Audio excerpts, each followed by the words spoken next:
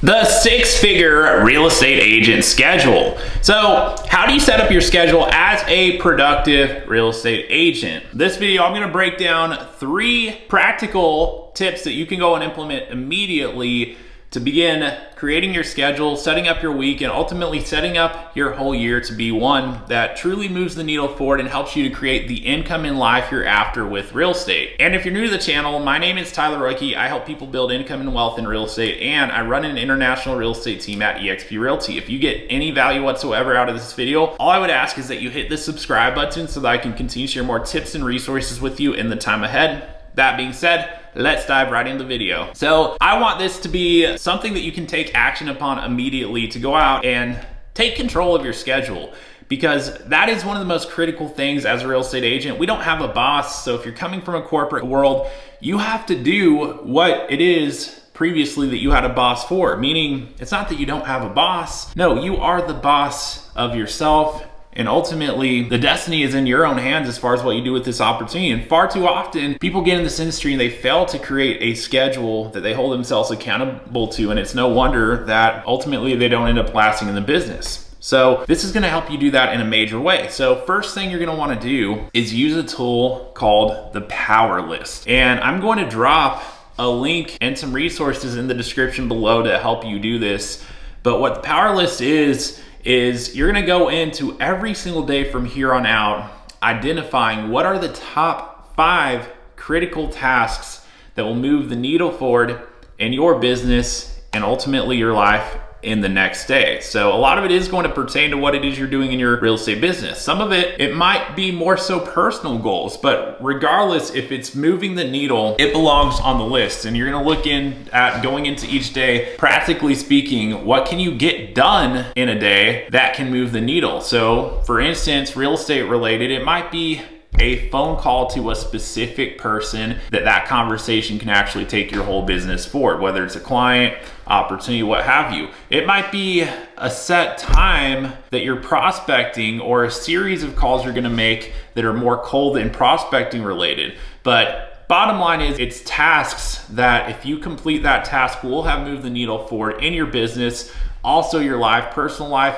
It might be quality time with your significant other and setting aside a specific amount of time to do that, or doing a specific activity. But it's gotta be something that is critical for moving the needle forward in your life. And if you go into each day with a list of 5 items that you've identified, the goal is to check every single one of them off the list and have that list completed before the day is over. Better yet, have it all done early in the day. That way you've earned extra time, that free time to spend the rest of the day however you would like.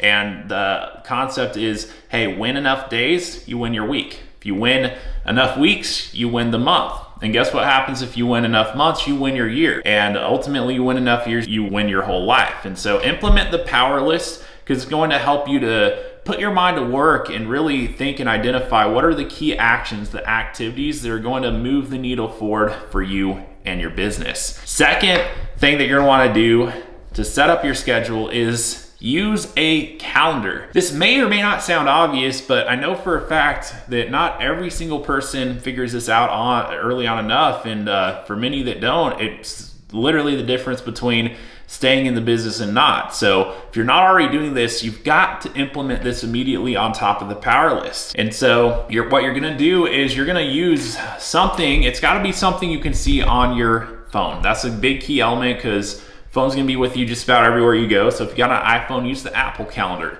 If you don't got an iPhone, use the Google Calendar. But whatever it is, it should be able to sync up with your computer too. But you wanna manage your time and be time blocking the critical things that have to happen throughout the week on your calendar. And it's up to you as your own business owner how you wanna set it up. I'm not gonna tell you you have to do something at this time or that time. Some of y'all might have a full-time commitment outside of real estate. At that point, it's even more critical to be dialed in with your time, because you have limited hours to put into the business. But ideally, get your critical tasks done earlier in the day rather than later.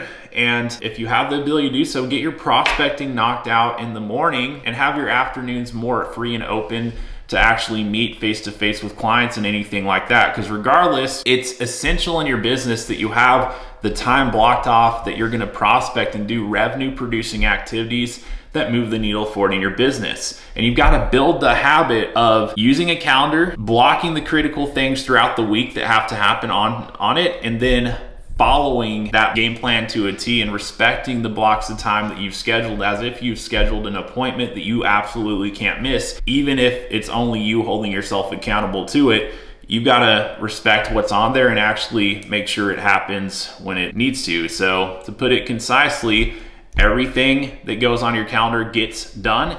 That's the habit you've got to build into your life. So put everything you need on a calendar, everything on your calendar gets done, and you do that like clockwork day in and day out. Third thing you're gonna wanna do, identify the difference between what a high dollar per hour activity is in your business and a low dollar hour activity. So know the difference and treat it accordingly. So if you have the option, for instance, of generating listings, doing an activity that is going to put you in a position where if you do enough of that activity, you will get listing opportunities, appointments, what have you. If you have the opportunity to spend time on that versus showing a buyer houses who maybe hits you up out of the blue, wants to go see a house, what do?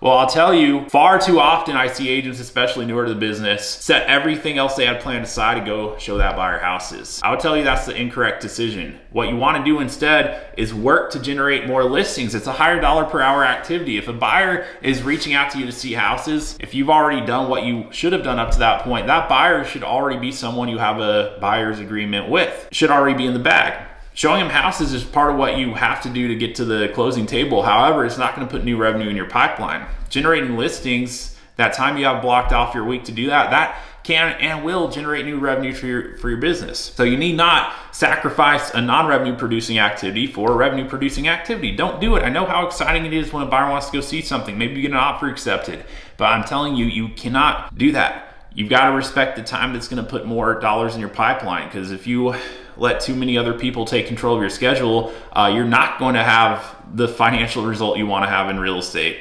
And so I'll tell you, worst case scenario, using this example, if you have to get that buyer taken care of in that window that you've already blocked off revenue producing activities that you were otherwise going to knock out and commit to, it'd be better if you paid someone to go show the houses during the same time window if that's actually what you need to do. Otherwise, schedule it another time, some other time that you don't have something blocked off your calendar. But here's the biggest key with this. You've got to identify what the highest revenue producing activities are throughout the week, and you've got to prioritize it. Those are the things that are going to get first priority on your calendar, and you got to time block enough hours of your week that you're actually going to show up, put your best foot forward, put the time, energy, effort, your best effort into it. Because if you do that enough, it will move the needle for your business, and you should be finding new opportunities, new client opportunities week in, week out based on those revenue producing activities. How many hours should that be? It's going to be different depending on your situation. If you're full-time in real estate, it should be a ton of hours per week. If you're part-time in real estate, it's got to be as many hours per week as possible that you can allocate towards moving your real estate business forward. Put it this way, if you're starting out in real estate, 20 hours a week that you're committing to it, at least 10 of those hours should be fully focused on revenue producing activities. You can't afford to spend 20 hours a week on training, paperwork, and showing houses, looking up properties on MLS. No, you've got to spend at least half of your working hours on activities that involve you having conversations, connecting with, people in your local market who either may need your help at some point in time, or better yet, may know somebody who will, which pretty much everyone does. So prioritize creating conversations, connecting with people, getting face-to-face with people, on the phone with people in your local market area, and better yet, target the kind of business you want to work out. If you want to go list properties in a specific neighborhood, it would help if you go speak with homeowners in that neighborhood, stuff like that. But that's the third thing.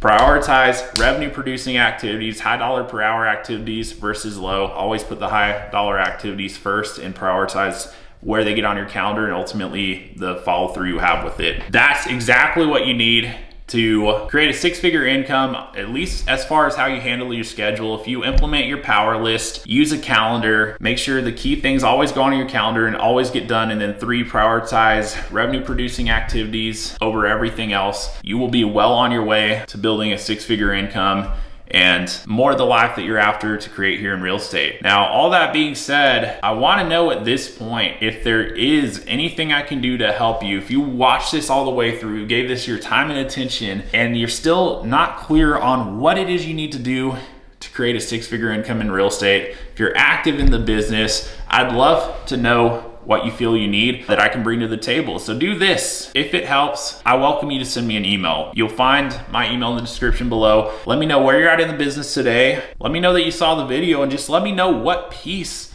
you feel like you're missing to go out and create the outcome you want to in real estate. There's a lot more we could dive into and talk about. I firmly believe though, if you take what you learned here and start applying it, you're gonna see a change. But it might be something as simple as, hey, what really should be on my power list here? Or what really is the difference between a high dollar activity versus low? If you need any more clarity, that's why I'm saying send me an email. If there's anything I can do to help you now or in the future, reach out. And if you did get value out of this video, all I'd ask is just make sure you're subscribed. I want to make sure that I can continue to share more tips, resources, and things that will help you move the needle in your business and life in the time ahead. And that being said, thank you for watching, and I will see you on the next video. Peace.